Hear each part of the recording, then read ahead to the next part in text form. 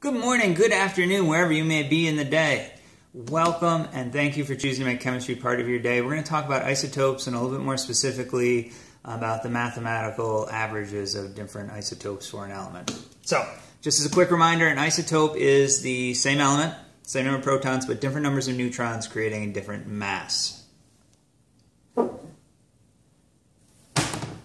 So, for example, we might calculate the average mass of neon from its isotopes.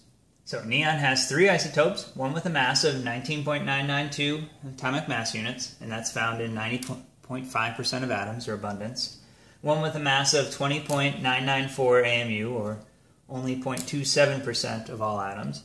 And one with a mass of 21.991 AMU, and that's found in 9.3% of neon atoms. What's the atomic weight of neon?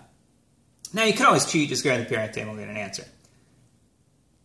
Good to think at the end to check our answer. Let's do a quick common sense check before we even start. 90% of it is 20, barely any of it's 21, and 10% of it's 22. What's the average going to be closest to when we do our calculation? Because this is something we should do at the end of the calculation. It doesn't hurt to do it up front. But what should our answer be reasonably? Well, it better be close to the 90%. It better be close to 20, and all these other things are bigger, so it should be a little bit more than 20 when we're done. Okay. So we're basically doing what's termed a weighted average in math. And you can do this to calculate your grade. If quizzes are worth 25% of your grade, for example, you do 25 over 100 times your quiz average and add it up. And the same process works. So the basic premise of a weighted average is however much of it is measurement A divided by however many total measurements there are times the value of A plus however many pieces of B there are over the total times the value of B, so on and so forth. This could be 2 terms, this could be 100 different terms, and then calculate it out and that gets you your average. To make this more specific to our problem at hand, it's the isotopic abundance, or the percent of the atoms that are isotope A over 100, since total percent's 100, times the mass of A, plus the percent that is B over 100 times the mass of B, and then if we had a third, like in this problem, we do the third times the third. So fairly straightforward. It's kind of plug and chug, to be honest. And sometimes they don't give you all the percentages, so realize that the total percentage has to be 100. So if I didn't give you this, you could say, well, it's 100 minus this, and it'll leave me with 9.3. Never hurts to check and make sure they add up to 100 as well. Okay, so let me just chunk out the math, because I think it's fairly straightforward. Examples in books and online and other places hammer this idea out fairly well. So, weight of the first, percent, 100. Weight of the second, percent, 100.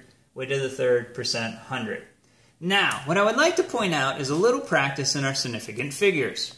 If you punch this through your calculator, it will tell you something along the lines of your answer is 20.194647, which is accurate but not precise, or at least it's not a correct reflection of the precision in our answer. And for example, the periodic table will tell you it's 20.1797. So is that wrong? Did I give you fake data? Or is there something else going on here? Hopefully you're saying there's something else going on here. All right, so let's take a look at this. We're multiplying and we're adding, so we can't use the significant figures all at the end. We have to do it in pieces. So first thing order of operations tells us to do is multiply. So I've done that. And here's the 3 pieces of what my calculator gave me, and I wrote the whole thing down. Now, that's not what we want to do. We want the smallest number of significant figures, and if a number is written correctly, they should all be significant. So that's 5, that's 3, and 100 is a kind of a definition. So that's a perfect number, if you will. That's infinite sig fig, so that shouldn't affect it. And again, if in doubt, always go back to the word problem and look at the givens. What you do to the givens should not affect your significant figures. So we have 5, we have 3. When we round that off, it should be 3. So this should be 18.1. Likewise, 5 and 2, this should be 2, 0.057. Please note I'm rounding up where appropriate. And this last part, we have 5 times 2, so that would be 2. Now we can apply our adding and subtracting rules. We want the least number of digits after the decimal point. This is 1 after the decimal, 3 after the decimal, and 1 after the decimal. The least number of digits after the decimal is 1, so we're going to round our answer off to 1. And our calculation yields an answer from that data, from the precision of our data, of 20.2 AMU. And remember, all numbers have what? Ideally units, but they also have some wiggle room or error associated with them. So we might say that our true answer lies somewhere between 20.0 and 20.4, or even, if you want to narrow it down, say 20.1 to 20.3, that's fine. Either way you look at it, the actual answer is encompassed within the precision of our calculation, and this answer looks good. Does that make sense? It's what we talked about at the beginning, should be a little bit higher than 20, and it matched the periodic table. So all those things are true. All right, let's look at this a slightly different way, and at first without doing any math. Boron has two isotopes, boron 10 and boron 11. Which is there more of? Let's start with the super easy question. Which is there more of? Well, our answer, as always, is in our friend the periodic table. So if we go to the periodic table, and I forgot to do this, boron's mass is 10.811. So, again, this is an average. So is the average closer to boron 11, or is it closer to boron 10? And hopefully you're telling me 10.8 is much closer to 11. So there is more boron 11 than boron 10. And we could even, and again, without getting into sig figs and decimals and missing mass and things like that, roughly speaking, how much is there of each? Well, if you look, and this is really nice because there's only a difference of 1 between the two, we know exactly how far it is. So if you look at the difference over the gap times 100 for two things, I'll give you a percent. You don't have to do two equations and two variables to do this, which you could. So if we look at this, the difference is 0.81, the gap is 1, times 100. We'd say there's roughly 81% boron 11, 19% boron 10. I did that relatively quick. Let's do another example just so you can see how that works. Chlorine has two isotopes, 35 and 37. From the periodic table, the actual mass of chlorine is 35.453. Sorry about that.